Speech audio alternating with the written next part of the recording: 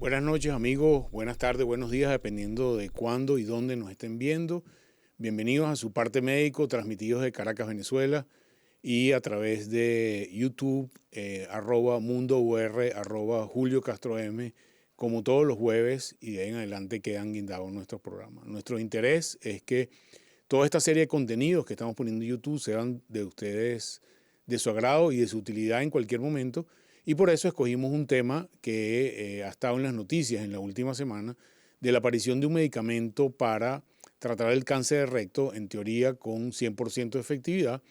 Y la idea es que ustedes estén actualizados en todas estas noticias, así como hablamos hace un par de semanas de monkeypox, y esta semana se diagnostica el primer caso en Venezuela, y a través de este programa de YouTube, que ha tenido muchas visitas en los últimos 3 días, podemos actualizarnos sobre estos temas. Recordarles que no solamente salimos en YouTube, sino todos los días a las 7 de la noche Marisabel Párraga en 99.9 FM en Caracas tiene los trailers y entrevistas sobre cada uno de los programas y la diversa variedad de programas que tiene Mundo UR para ustedes, donde hay muchos contenidos como la Cátedra del Pop, hay datos históricos, hay historias de la vida de cada uno de nosotros, y hoy con ustedes el podcast. Para este programa de hoy tenemos un invitado querido para mí, un amigo de hace muchísimos años, es el doctor Alejandro González Padrón. Él es un cirujano general graduado en Venezuela, cirujano de colon y recto con especialidad en la Cleveland Clinic en Estados Unidos,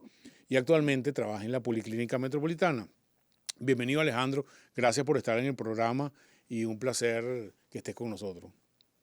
Muy buenos días, Julio. Muchas gracias por la invitación.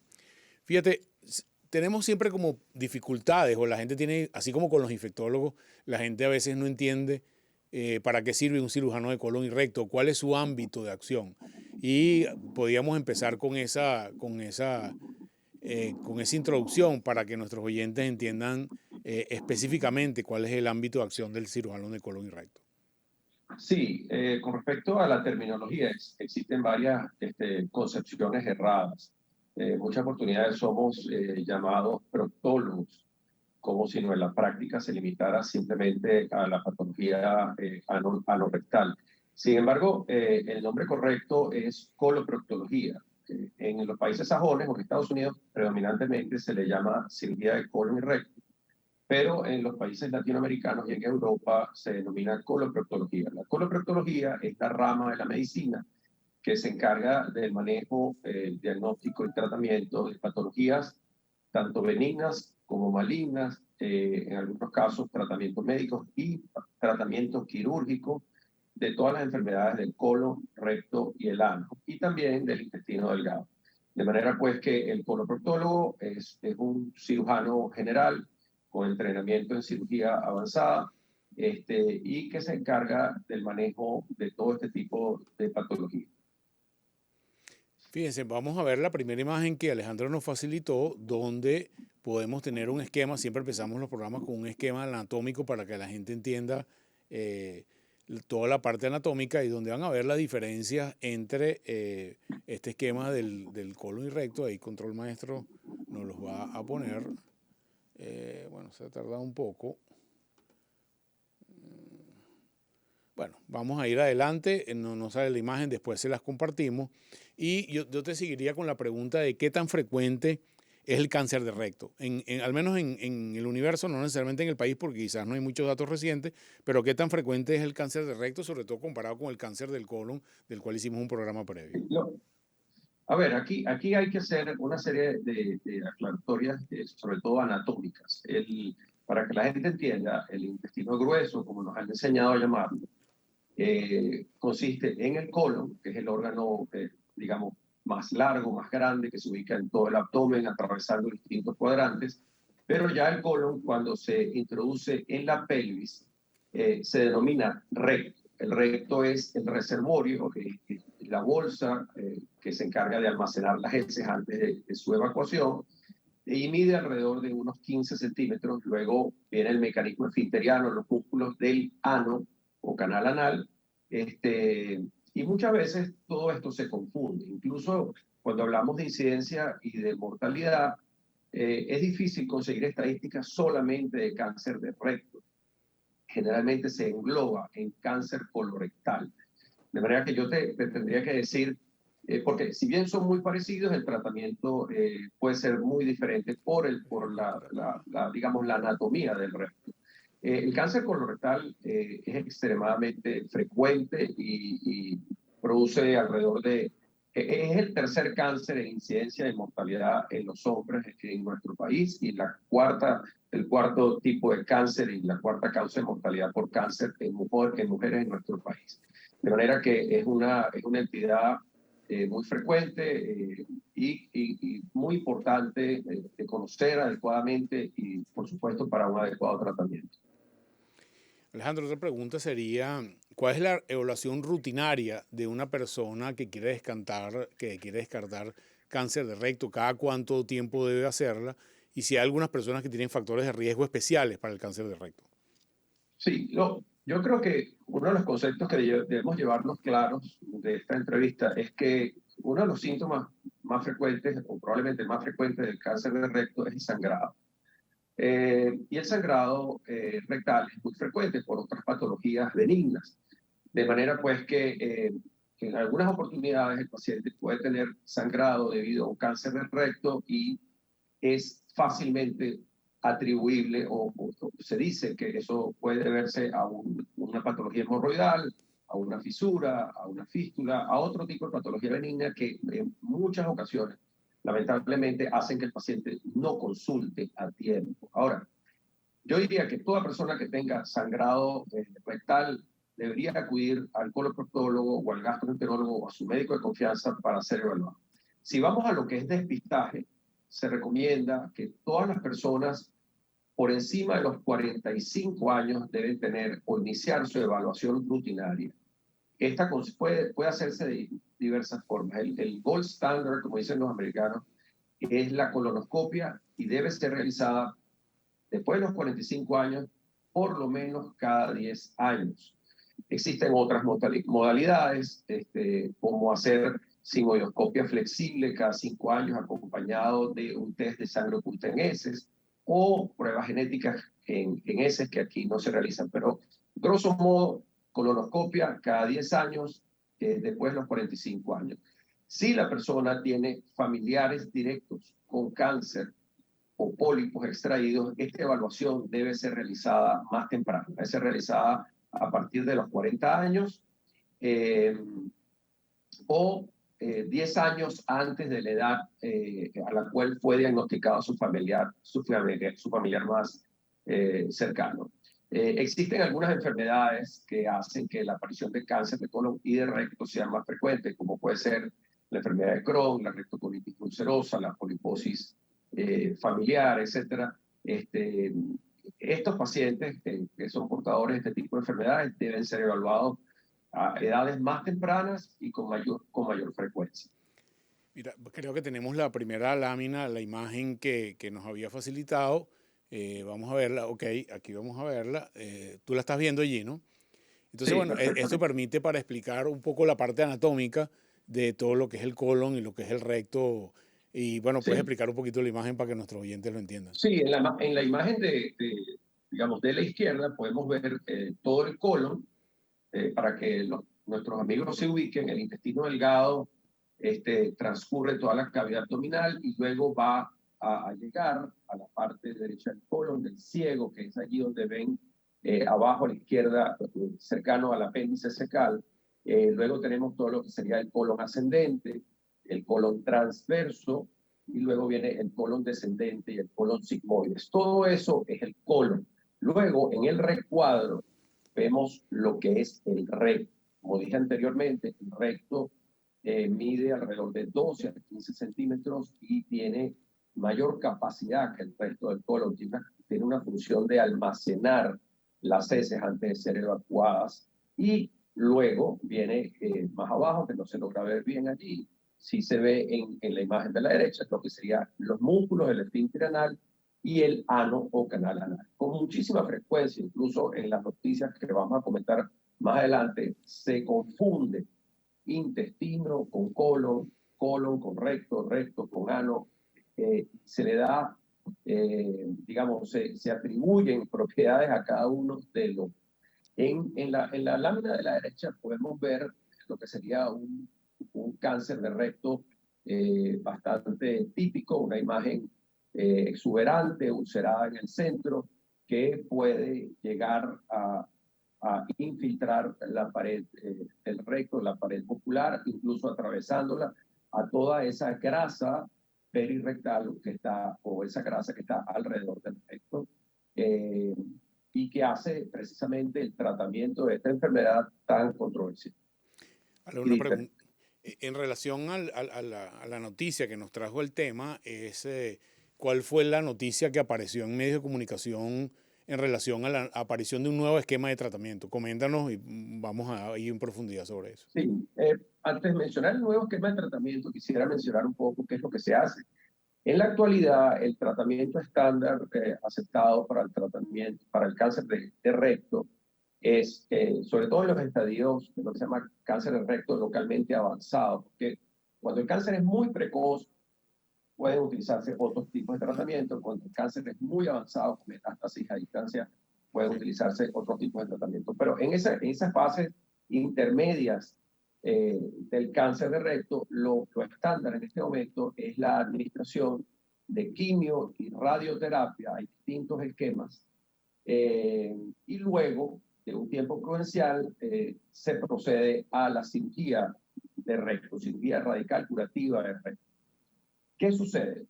Con los tratamientos actuales de quimio y de radioterapia que han avanzado muchísimo, se ha observado que un alto porcentaje de pacientes, luego de aplicado el tratamiento con quimio y con radioterapia, el cáncer o el tumor desaparece clínicamente. ¿Qué significa esto?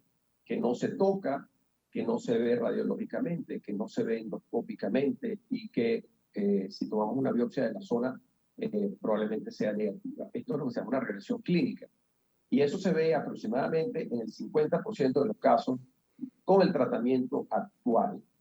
Sin embargo, se ha visto que tiempo después, aproximadamente un 30% de estos pacientes presentan aparición nuevamente del cáncer, lo que se llama recurrencia del cáncer. Y es por eso que todavía, aún a la fecha, las grandes sociedades científicas que manejan este tipo de patología no recomiendan como rutinariamente solamente utilizar quimio y radioterapia, sino que todavía se recomienda la cirugía. Por supuesto, existen trabajos de investigación que se están realizando y esto también queda en cierta forma a discrecionalidad del paciente si decide aceptar el riesgo de esperar a ver si el tratamiento quimio radiante fue suficiente. Esto es lo que se conoce en medicina como watch and wait. ¿Qué sucede? Existe un subtipo de cáncer de recto que tiene una alteración genética muy particular que no responden bien al esquema con quimio y con radioterapia. Este tipo de tumores o de cáncer de recto responden mejor a medicamentos que se conocen como inmunoterapia, en este caso anticuerpos monoclonales, y específicamente en la noticia que nos ocupa en el momento al dostarlimab. El dostarlimab es un anticuerpo monoclonal, es un tipo de inmunoterapia que actúa muy bien en este subtipo de cáncer de recto. Pero tenemos que hacer la acotación que solamente un 5 a un 10% de los pacientes o los cánceres de recto son susceptibles de usar el dostarlimab. ¿Qué pasó en este trabajo? Bueno, esto fue un trabajo reciente realizado en el Memorial Sloan Kettering Center de Nueva York, con un número muy pequeño de pacientes, aproximadamente 12 pacientes, donde se les dio dostarlimab previo a quimio-radioterapia y se consiguió que el 100%, o sea, los 12 pacientes, tuvieron regresión clínica total del tumor. A 6 meses después del seguimiento, el tumor había desaparecido clínicamente.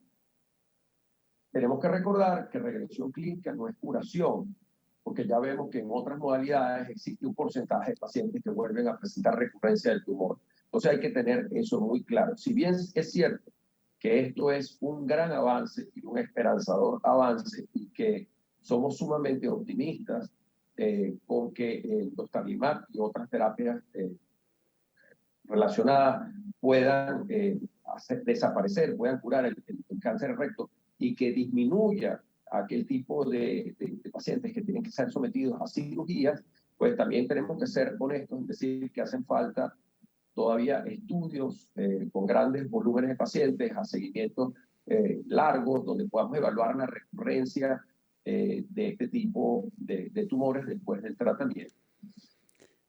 Fíjate, hay otra, vamos a ver la próxima imagen, que es con este tema de las noticias y que no son suficientemente curadas. El título de la imagen que tenemos es en un portal que se llama Confidencial de Colombia, cáncer de colon, el medicamento milagro que puede revolucionar todo. Coméntanos en relación a cómo se contextualiza para el ciudadano común entender lo que hemos venido hablando antes con lo que ya has comentado, pero para que puntualizar exactamente cuál es la realidad en relación a este medicamento. Sí, yo creo que en este caso este titular eh, está bastante acertado. Es un medicamento, si se le quiere llamar milagroso o fabuloso, muy bueno, que puede significar un gran cambio. Eso está bien. Pero existen otros titulares que hemos visto donde producen desinformación, jugando un poco con la esperanza de la gente, ¿no?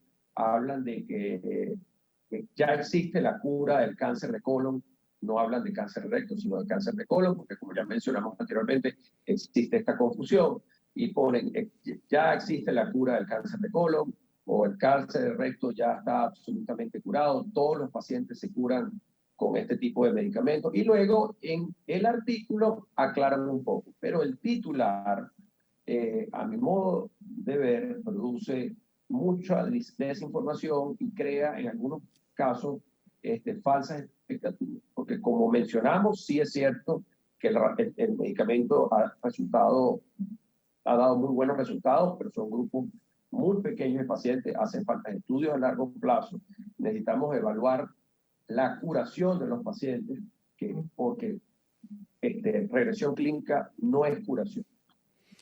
Fíjate, una de las preguntas que se hacen los pacientes, y me imagino que te la hacen frecuentemente, es si todos los pacientes que tienen cáncer de recto y van a cirugía terminan en colostomía y si hay la posibilidad de cirugía laparoscópica, que es cirugía menos invasiva en los pacientes que tienen cáncer de recto eventualmente.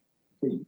Hoy en día, cuando llegamos a la necesidad de hacer la cirugía por cáncer de recto, existen distintas modalidades y los avances tecnológicos nos permiten hacer muchísimas cosas que años atrás no podíamos hacer. Por supuesto, la cirugía convencional sigue existiendo y luego tenemos la cirugía mínimamente invasiva. La cirugía mínimamente invasiva pasa por la cirugía laparoscópica, donde a través de una serie de puertos, como vemos allí en la foto, podemos, guiados a través de monitores, instrumentos de precisión muy finos, poder hacer toda la cirugía exactamente igual que como se hace con una cirugía abierta, incluso con más detalle.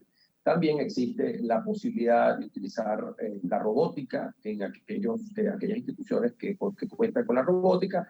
En este caso, la robótica y la cirugía laparoscópica hasta ahora ha dado resultados muy parecidos.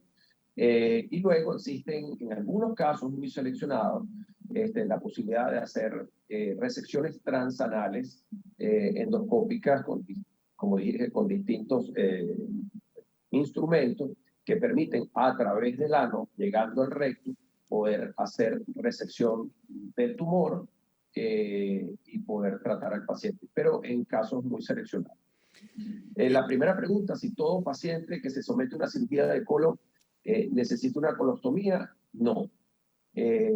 La intención, si el tumor de colon es tratado adecuadamente y se tiene un adecuado margen, uno puede hacer una resección radical de recto curativa y reconstruir, hacer lo que se llama una anastomosis del colon con el ano por encima del mecanismo esfinteriano, incluso recrear un nuevo reservorio para que el paciente pueda evacuar normalmente. En algunos casos sí hace falta hacer una ostomía, una ileostomía temporal y que 6 o 8 o 10 semanas después es cerrada. Si el tumor de recto es muy bajo y no reduce con la quimio o la radioterapia y no tenemos suficiente margen y está prácticamente cercano al ano, en algunos casos, lamentablemente, sí hay que hacer lo que se llama una resección abdominoperineal de recto, que consiste en quitarlo todo y hacer una colostomía definitiva. Pero antes, muchos pacientes iban a resección abdominoperineal con colostomía definitiva. En los últimos 20 años, con los grandes equipos que tenemos de laparoscopia y de robótica, cada vez más podemos hacer reconstrucciones exitosas. Gracias, Alejandro. Gracias por toda esta información.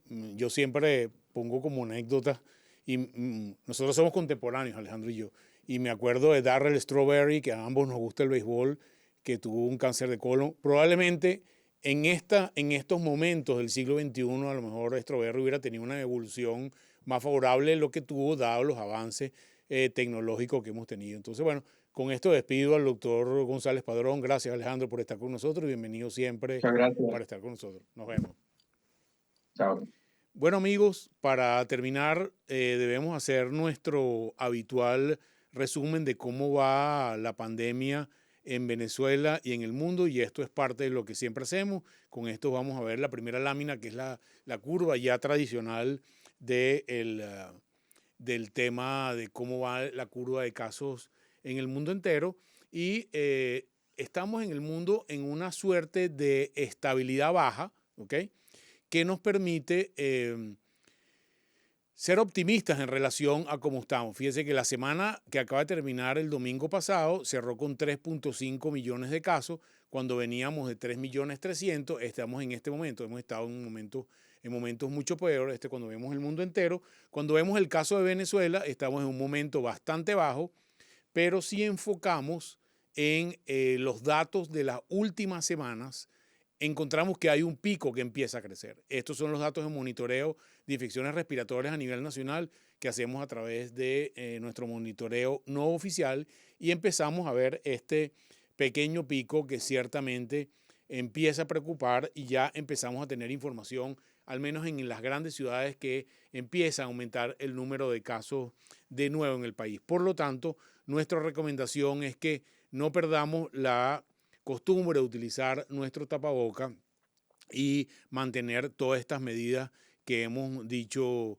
frecuentemente durante estos años. Solamente para despedir, recordarles en las plataformas Spotify, Apple Music y a través de YouTube, buscar en el buscador, suscribirte en las letricas rojas, darle a me gusta si te gusta, o compartirlo con la flecha que va para la izquierda a través de todas tus redes sociales. Para quienes puedan estar interesados en esto, pueden hacernos las preguntas en el cuadrito de preguntas, en el chat en vivo, que responderemos nosotros personalmente. Se les quiere mucho, nos vemos la semana que viene y esperamos estar con ustedes con nuevos temas de actualidad en Parte Médico para la Salud. Un abrazo.